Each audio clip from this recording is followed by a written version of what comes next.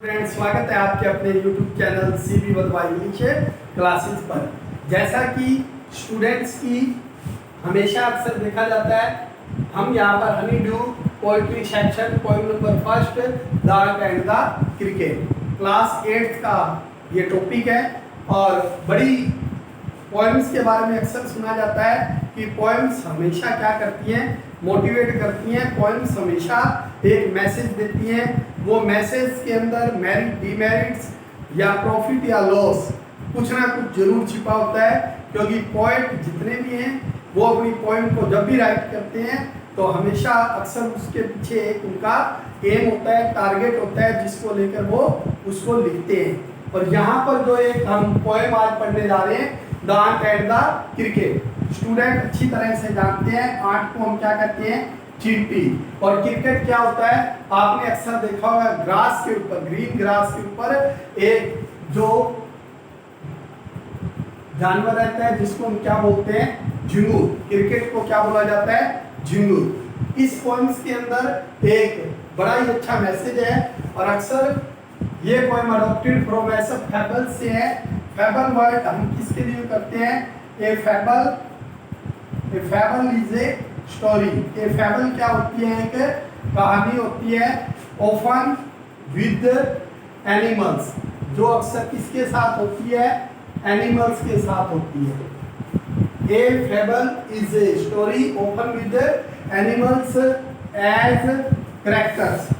अगर हम कैरेक्टर्स की बात करें तो फैबल के अंदर क्या होते हैं, कैरेक्टर्स जितने भी होते हैं वो क्या होते हैं, जानवर होते हैं। सभी पात्र क्या होते हैं, जानवर होते हैं। और दैट कन्वेस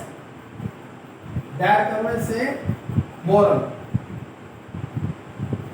मोटिवेशनल एक मैसेज यहाँ पर दिया जाता है। अक्सर a fable is a story open with animals as characters. Fable एक ऐसी स्टोरी को कहा जाता है जिसके अंदर आमतौर पर क्या होते हैं, एनिमल्स, जानवर क्या होते हैं, प्राय कैरेक्टर्स होते हैं, पात्र होते हैं। दैट कन्वेस ए मोरल, जो हमें क्या देते हैं, शिक्षा देते हैं।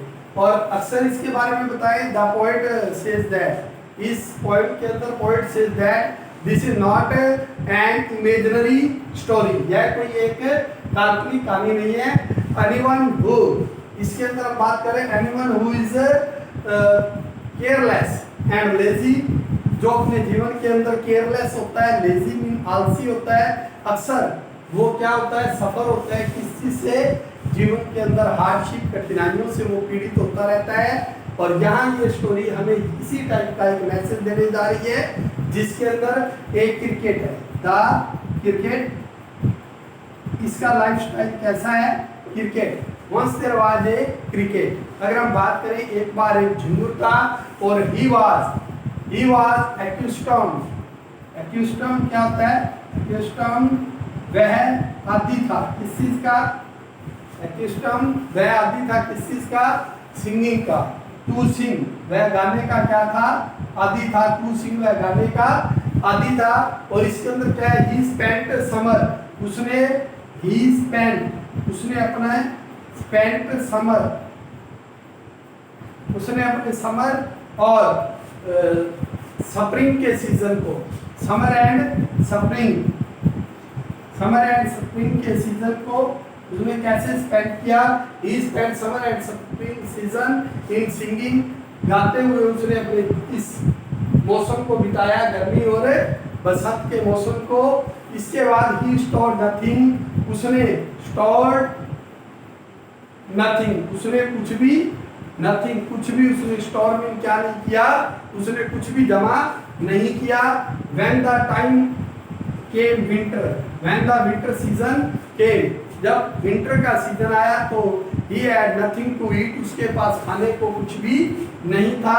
ही हैड नथिंग टू ईट, उसके पास खाने को क्या नहीं था, कुछ भी नहीं था। So he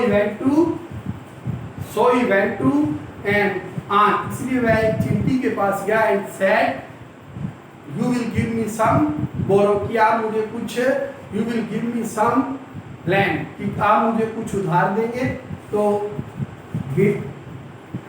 N ant replied that, there is nothing to give you, तुम्हें देने के लिए मेरे पास कुछ नहीं है। You know very well the ants never borrow, ants कभी भी क्या नहीं लेती, बोरो, उधार न तो लेती है, और लैंड ना ही उधार देती है। ये इनका लाइफस्टाइल रहता है इसके अंदर कि ना तो कभी लेती है उधार, ना कभी देती है। He did, then he said, you did not